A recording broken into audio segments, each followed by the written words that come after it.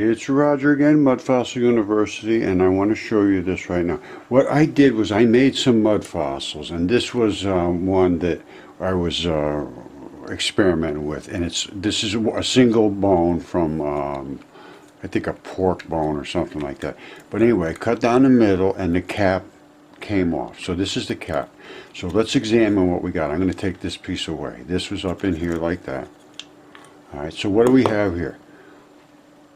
All right, can you see that?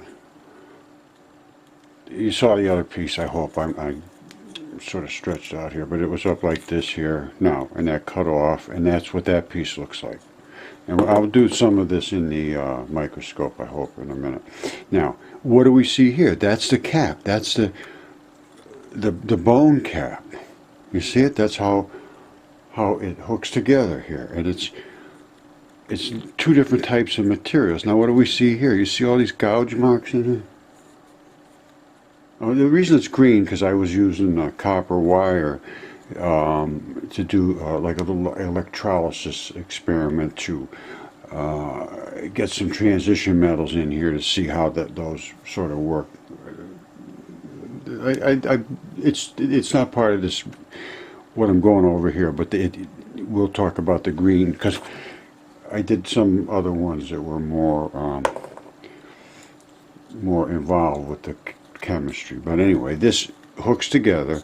Now this is the ligament or tendon that attaches right to the bone so that this is firmly attached. Well, it gets all shriveled up and does that in certain conditions, which was in mud and so forth. I really can't remember how I did this, but this is also the other part, and that comes up over the top and attaches to the bone cap. Now, then I did this one. This is the one I really want you to see because this is chicken tissue, and now it's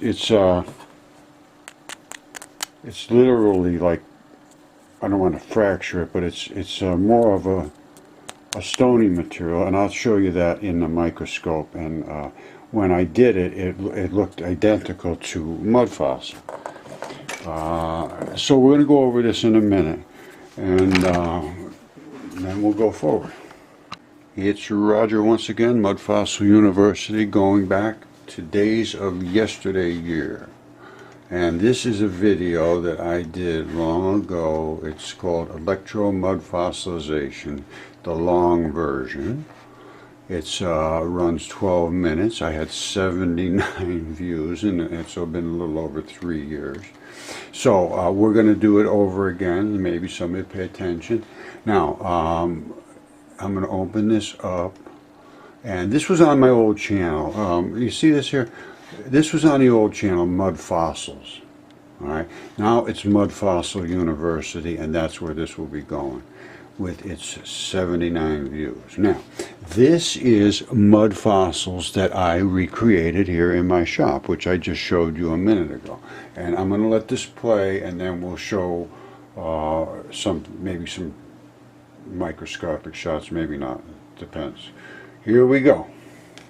I'm going to show you a selection of chicken tissue that's been electro-fossilized.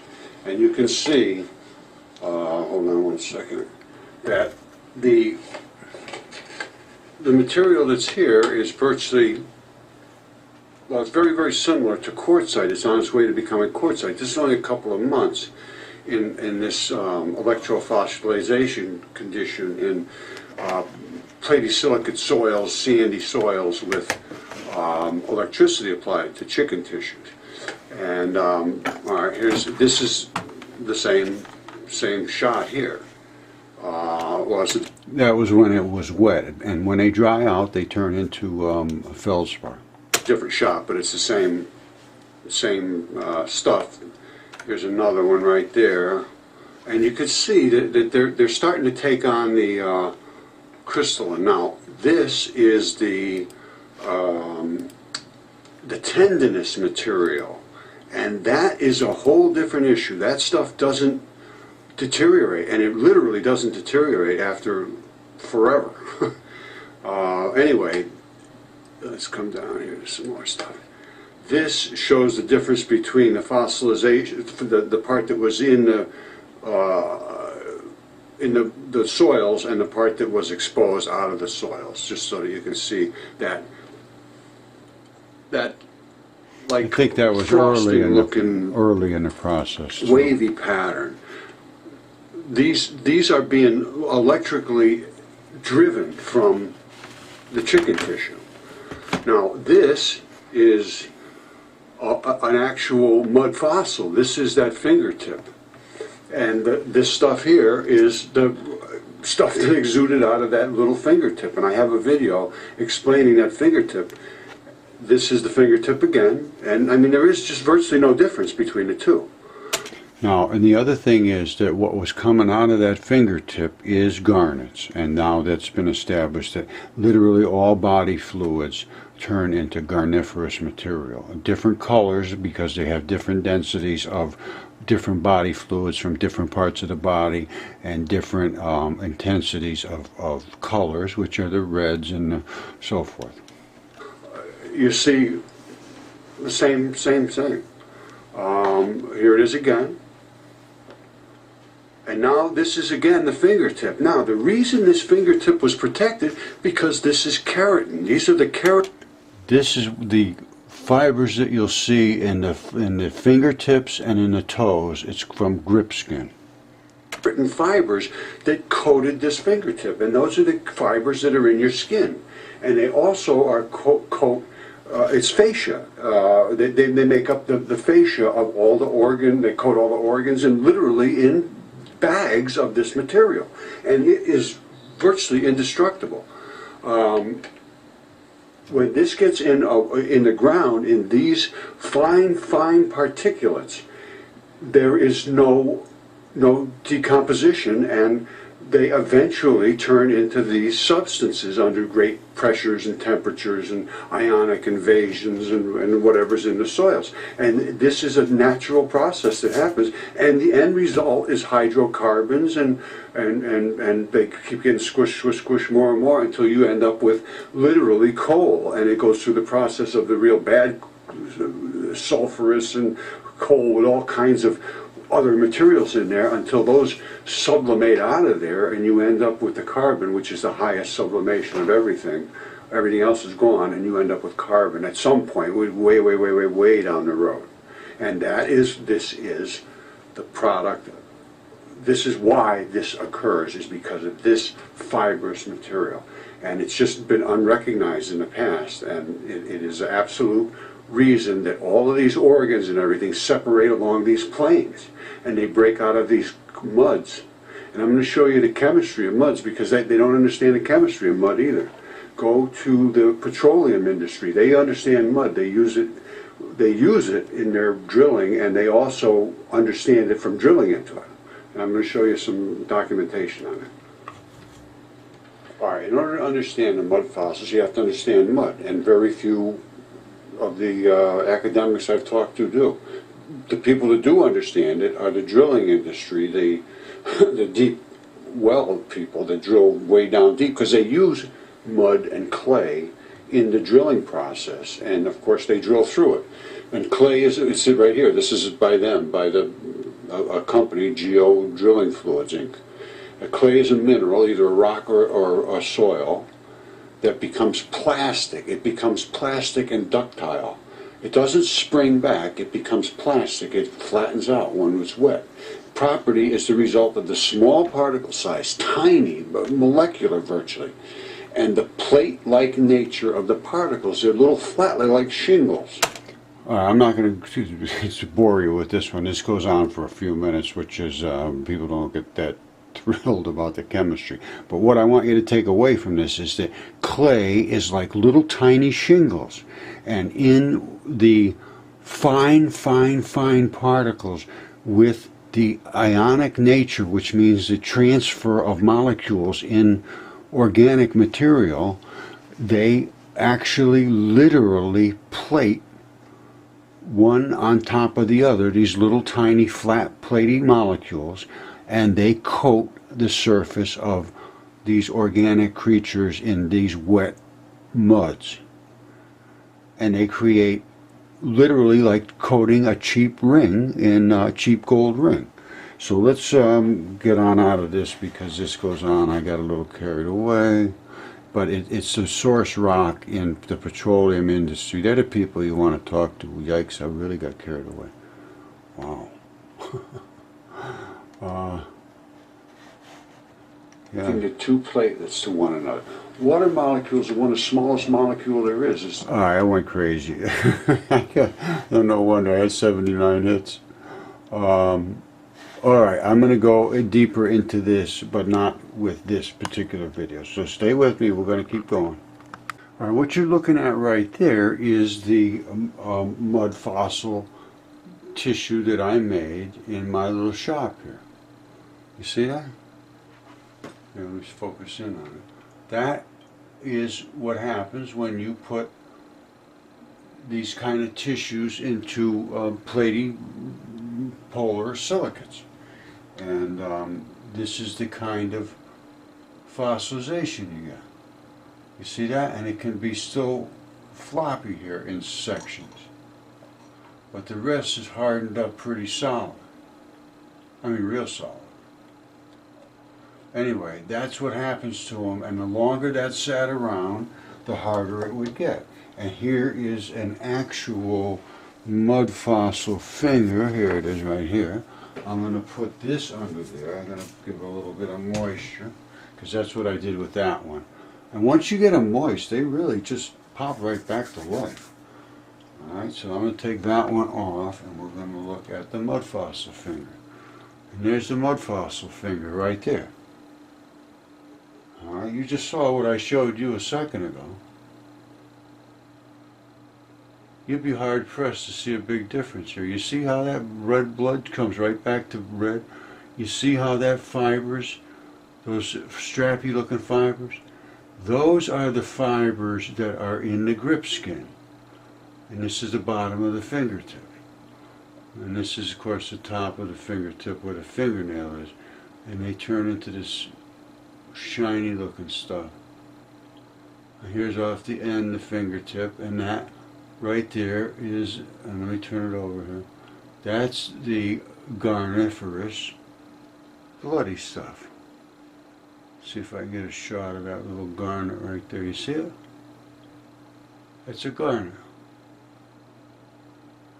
I don't think anybody could argue much with that. Or it's some type of a little gemmy looking stone that grew at the tip of where the blood blew out of the artery. So that's this, and this I didn't make. This was somebody's finger at some point in time in the ancient past. And then when they die, the blood leaks out of them, and the blood itself, hold on, let me come up here. And the blood itself is the actual preservative that preserves the tissues. Get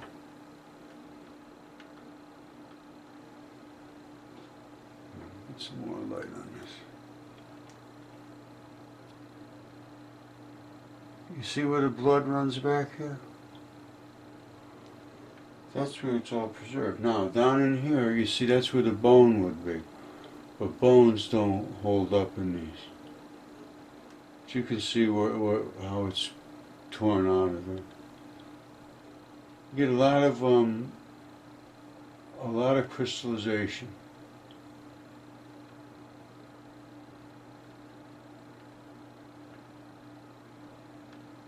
Over this side here is where the artery was, and that little brown dot right there, that's where the vein was. Veins don't blow out. That's why coming down the end, this side, there's no blood blown out. But on the artery side over there, that's where the blood blew out. Yeah. And that happens in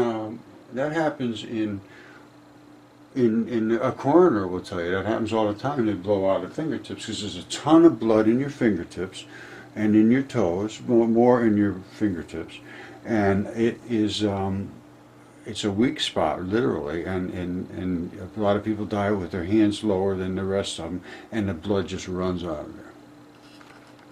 All right, I hope you remember this was the cap that was on top of that bone. So this was sitting way up on the top of that bone. And this tab here and these tabs come down and lock in. These are the tendon fibrils. And normally they would have been like a strap that came wrapping down and went right into this material here. And the same thing with that. Okay, this, I can't remember what I did with this, to be perfectly honest with you, but I might have boiled it or something. But anyway, the tendons have given up a lot of their materials. It went into solution. But the bone, in this case, did not. It must have been in some fresh water. It must have been boiled. Let me put it that way. Now, what we're looking at here is the excuse me, the place where that tendon would have come down and locked in all over the place. I show all these little tendon balls and things. That's where they lock in. And they're gigantic in these gigantic creatures. They're huge. And you know, we look at them and say, "Oh, there's nothing there." Well, there are something there. And I will show you what they look like, and they cluster all over the place, and that's what locks in all these little tiny fibrils. Now you can see there's some bloody stuff left over here, but and then over here you see this. Remember I said here? Let me see if I can grab that. All right, you see that?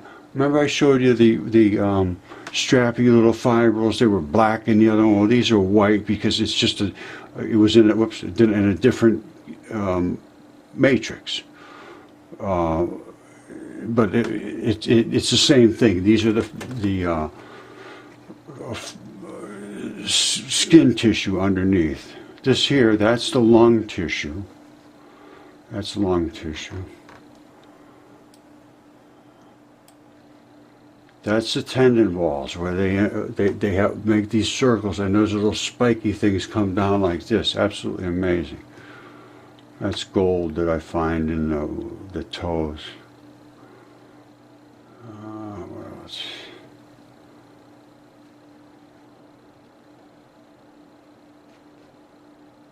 That's hard, solid, and that's from some form of tissue that has come down to that. These are blood vessels and holes inside of the bones and the arteries and so forth down inside of them. And that's the way they go down here. Whoops, there's a nice red one. What do we got here? Okay, that's pretty good. That's your arterial hole there down into a crystallized bone. There it is again. That's with a little more light. That's, whoops, this one here probably is from this one, but it's in where the vein is.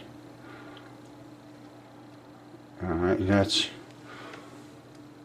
an artery. And that's inside of a lung. That's inside of lungs, they do that. You see that? That's inside of a lung. That's where all the blood exchanges, and these would have been where the cavities were. Now, why they have all these different colors of transition metals, I cannot tell you. But you can see. Now, they call that shock quartz. It's not shock quartz, it's from lungs. What do we got here? All right, that's from some form of skin tissue, the black, and that's where the arterial, they call them bone foramens, I believe. You see, that's going right down into a lung. These are going, look at that. That's going down into lung cavities, I believe. All right, this is all organic tissue. You see, here's your carnivorous stuff is inside of all your blood vessels, and that's vein blood, the black blood. And you see arteries and veins and blood and red and black everywhere. And the red and the black is the key. That's actually, whoops, this one right here, I believe that's actually skin in the fingertip. See, in the fingernail, in the fingertip. You see the little V there, and That's gold coming out. Oops. That's gold coming out of the toe. I have here somewhere. And that's the toe. That's where the blood goes in from the back of the toe. That's more of the toe. That's, I think, the same toe. That's the toe where the blood goes through the back. That's another, that's a bloodstone. This is, well, I can't remember what half of this stuff is now.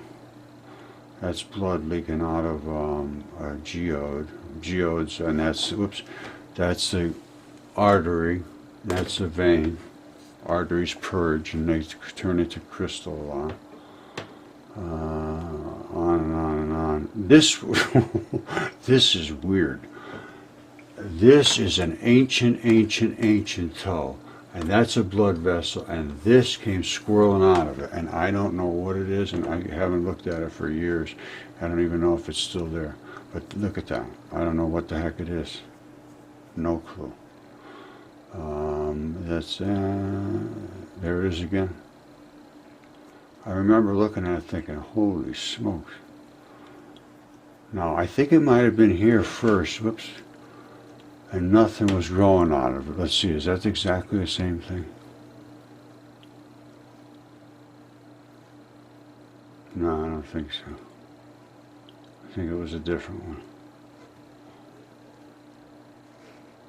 I think it was a different one. Anyway, yeah, I'm telling you, I got some strange stuff. And all this is organic. And nothing I have shown you yet that is not organic. Not one single thing. Oh, that was the thing that was on the front of the no-toe. I thought it was an emblem or something. But it's not. They invest just exactly that way. That was some blood.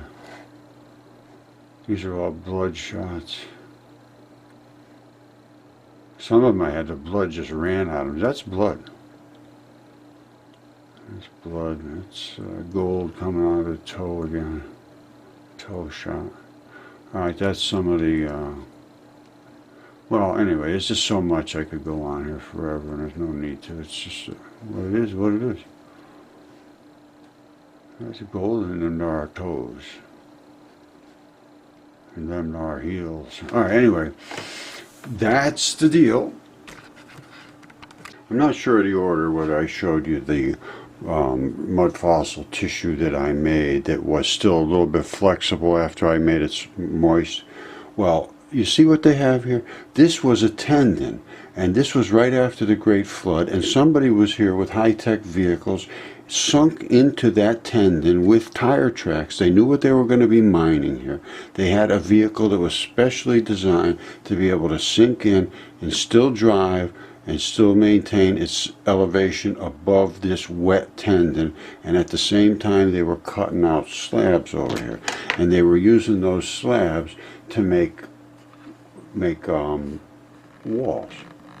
Right, that's the tendinous material. They were cutting the slabs out. They were having that thing up here, cutting the slabs. They moved them over and built those walls in the background. That's why they fit so good. They came out of here a little bit soft. It was because it's obvious. You saw the material, the thing sinking in before. So there was high-tech people here, high-tech machines, building these structures. Why, I don't know. Alright, you just saw that tendon, the fibrous stuff on that tendon. That's what they were mining from a giant that had these things laying down, and they were driving across and cutting slabs of them, making walls.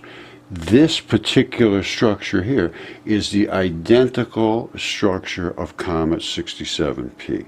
You go and look at it, you'll see that it has a ball on one end, and then if you slice it off at the abrupt transition, which is right here, you have the stalk coming up above it, going towards the meat of the ankle, and this is all stripped away from the meat, but you would have some meat coming down, attached in this area, and that's what you see on Comet 67P. And there's a circle right in an area similar to this, and there's all the little bundles. You can see them, they're clipped right off like little. They look like little pairs of lips and there's a dozen or so, and it's one of these little stalks cut off. All right, you heard my statement about 67P being a tendon enthesis, which it is. That's the ball, that's the stalk going up, and it comes up to get into the meat going up to the leg. And up on the top there's a hole right at the very top. If you can see it at a certain angle, we'll see it.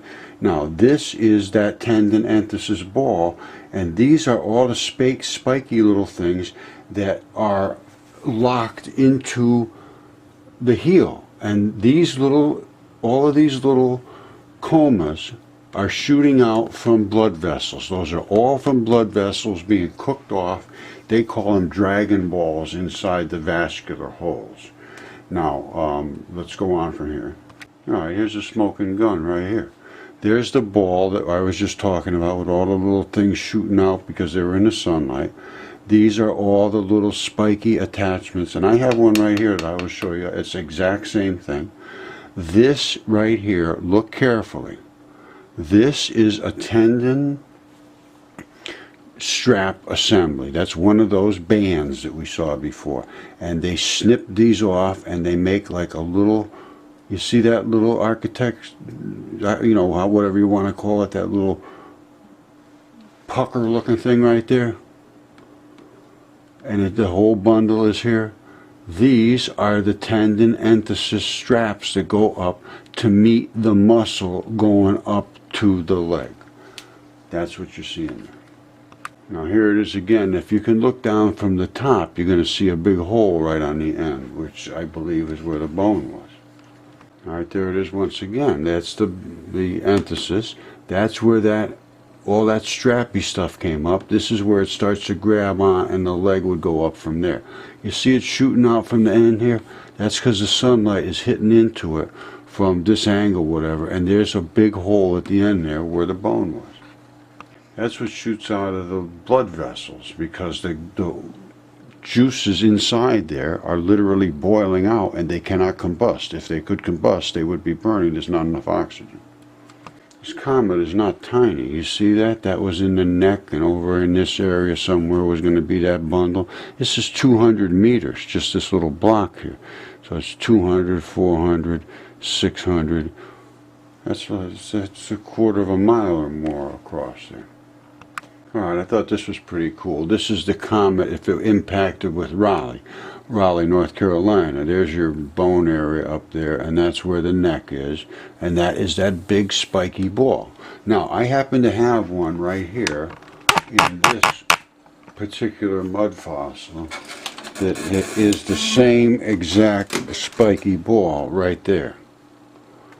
Now, you won't likely be able to see that well,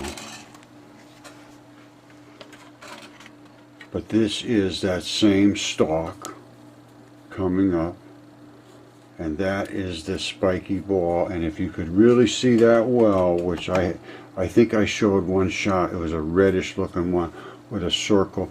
That's what this stuff does.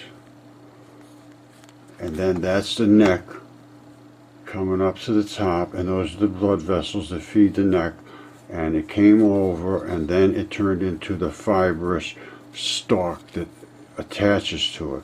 Now this, I believe, was a meteorite, and it came through and it scalded everything off except the most interior part, and left the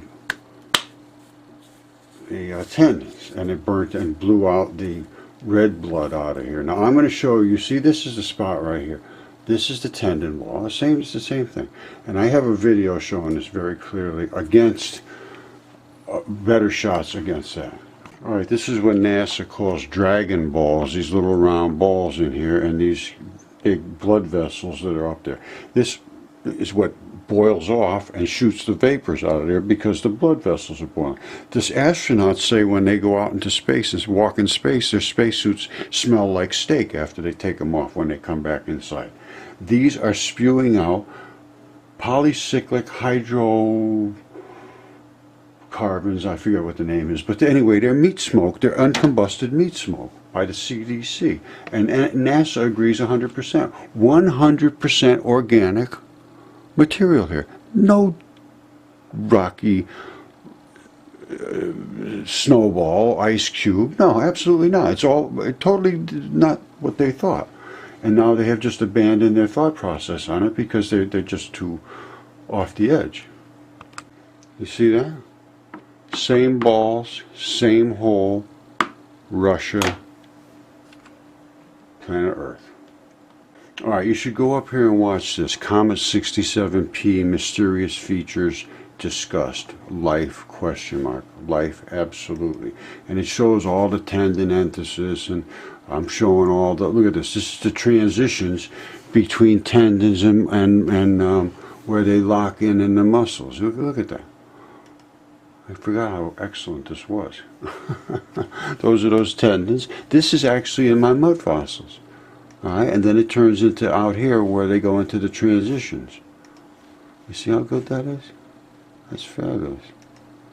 You see, and there's the transitions. As the tendons move into the muscle fibers, that is a transition right there. Absolutely amazing. That is the blood vessels that feed the muscle fiber, and there's another transition. Absolutely amazing. I forgot how good this was. All right, and there's the comet. Now let me see. I think I show this up against the comet somewhere. Well, this is good enough right here. Let's look at that. You see that stalk right there? Pay close attention to that stalk. You see it? Now I'm going to show you the stalk that I have here in my hands. You see it? Look at it very carefully. See it's climbing up to it? Making that stalk and the little holes in that stalk because they're being fed by blood vessels. That's Comet 67P. And guess what this is right here? It's the exact identical same thing. You see it in the background?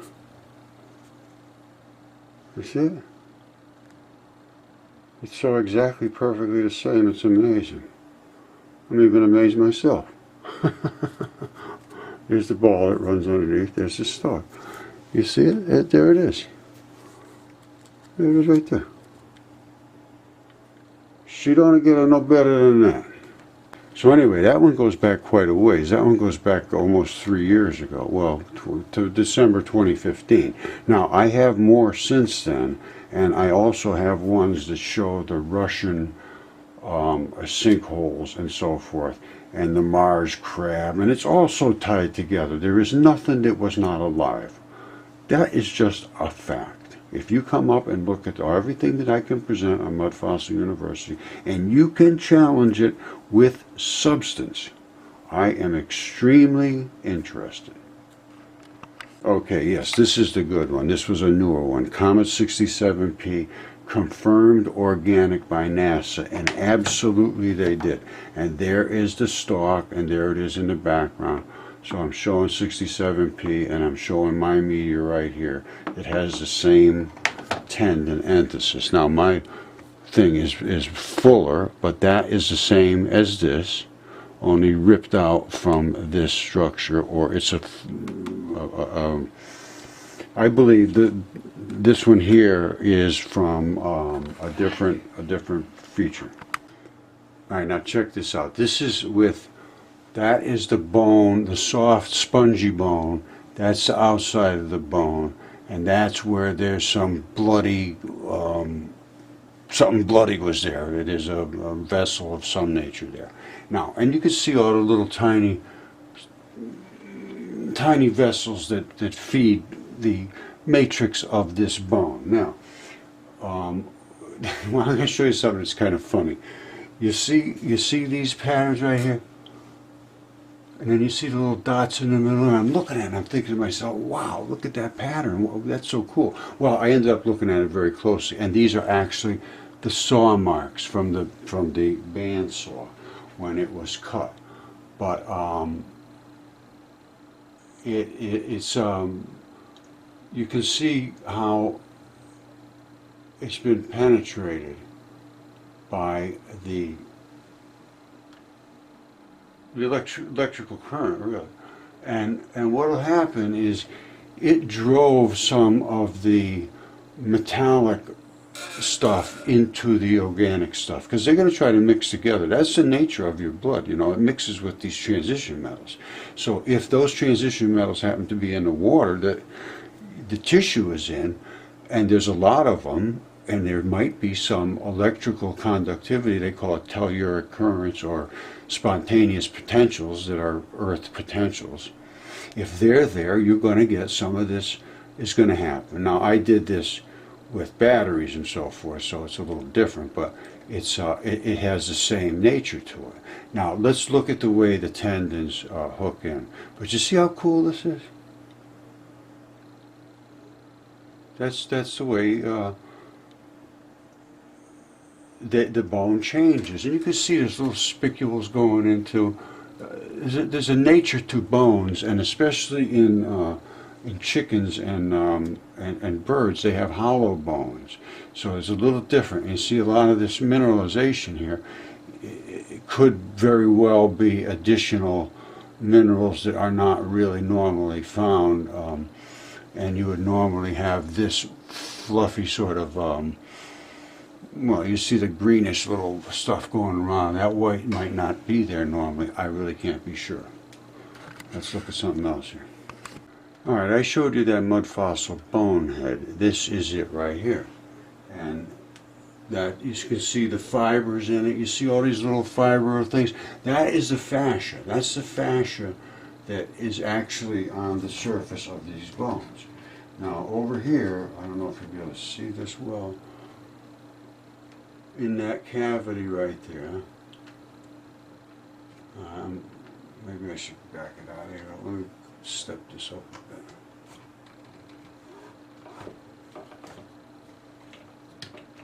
Be patient.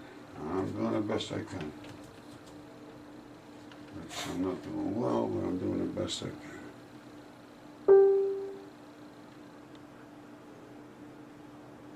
Alright, this right there,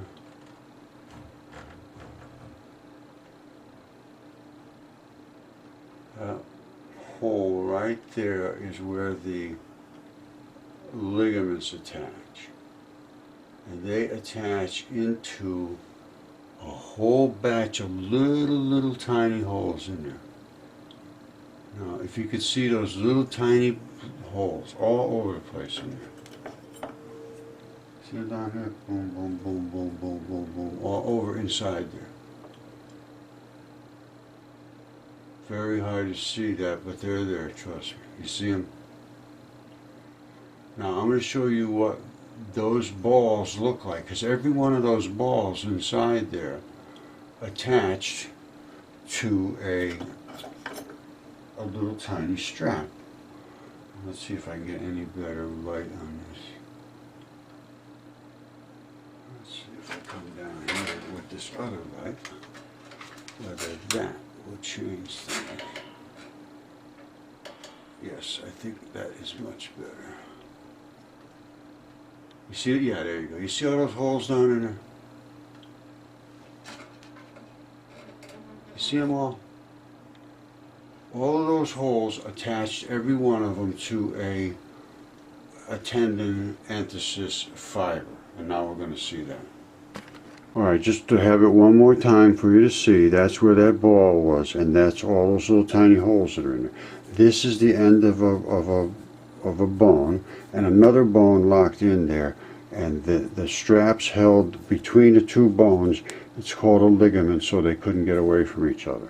The other stuff that we saw attached to the outside surfaces of bones that go to muscles and so forth, those are called tendons. And that would attach on the sides of these. And here's a giant finger. Hold on.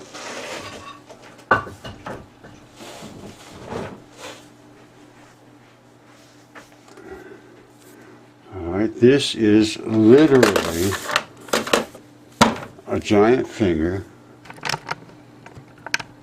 DNA certified.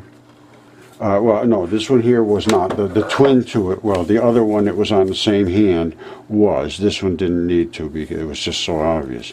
Now, this is where the tendons grab on the side. This one I broke off was where the tendon sits right in there. All right, and that's how they hold here on the sides to give you this kind of mobility. And these are seen in all of the fingertips, these steps. And here's the one that was DNA tested. Here it is. And this one here, any anatomist understands the distal phalanges. That's the black silhouette of it. It's called a carbon silhouette. It's actually iron, I believe. That is the vein side. This is the artery side, the blood supply. It's heavily eroded, but you can still see those triangles. You see it? The same as the big one. You see? Same triangles because they're same fingers. Now one of them was on the heavily eroded side of the hand and the other was on the other side, but I have the palm and I have the knuckle and I have a bunch of different parts to it. Now the artery sides blow out because there's no restrictions, and these are where the holes are. So that's what it was. Now this fingertip was in an upward position somewhere. This was in a deeper position, eroded and blew out, because this was where the blood ran down to. This one did not blow out and did not erode as much. So I am assuming was in a more up position and not in the water or whatnot. Because I have a knuckle too that's extremely eroded as well. But you can see all the detail to it. All right, anyway, let's see the anatomy parts. Okay, tendons and ligaments secure things to other things. Ligaments secure bones to bones, which I showed you before, those little tiny ones. Remember I had all the tiny little bone holes? You see what goes down there? These little straps come out of there, a zillion of them, attached to these balls. Those balls were in that cavity that I showed you. Now other places, the bones have them all built into it, and they go into the tendons. Those are tendons. What I showed you was a ligament attached. The same thing though. There's no big difference. And then the other ones go into skin, and they're like strap the muscles across your abdomen and so forth like that. But these little balls are made out of an extremely mineral, and I believe it's silica, and turns into chert and flint in the round outside, and then internally inside they appear to be silicon, sand. Silicon dioxide. Now, but that again needs to be tested. I don't have all the chemistry on this. I can only make observations, and I will show you why I say those are my observations. All right, the reason they're seen in balls primarily, and you don't normally see the straps, is because this is what's called an abrupt transition between the mineralized ball into the flexible strap. And there's several transitions in here, and they break just as straight as a pancake, and that will break off of there and you won't even know it was there hardly. I mean, you'll see some of them have it there very obviously, and some of them may be very hard to tell. They sit in skin too. This was skin tissue or some form of external tissue where these balls lay in there, and then they have little straps attached to them, and this skin will be able to float around and it will come back to where it's supposed to be. And on Mars they have the exact same thing. You see that? That's my Mudfossil research group on Facebook, Mudfossil Research. And these are the balls you just saw. You see those little balls right there? Well, on Earth the straps go away, but on Mars just the lightly sanding of them has eroded them to a point where you can see them. And that is the matrix of skin, and it will move and flex and it will return to its home position because there is a huge amount of intricacy there. That is what the pattern of skin does, and the reason for that intricacy is so that the balls hold it tight in the matrix of the clay skin, which is now eroded, and the straps bring it back to where it was supposed to be. And there's so much variation in here that the tissue will return as it should be, and they'll spring out and it'll come back, and it'll spring out this way and that way and so forth. That is what they call areolar tissue. And here it's eroded more, and over here, the higher the bumps, the more erosion. The lower the bumps, the lower the wave, the less erosion. And on Earth you would only see these balls, and I'll show you why I say that. That's what happens on Earth. You lose all your little strappy things and you end up with just the balls, because the straps are the flexible part. So once again, Citadel of Truth, Mudfossil University, a veritable oasis in the desert of delusion. So come up here, learn what's reality, and it is not what you will be talking about on a daily basis unless you come up here and learn it. So that's it. God bless you all.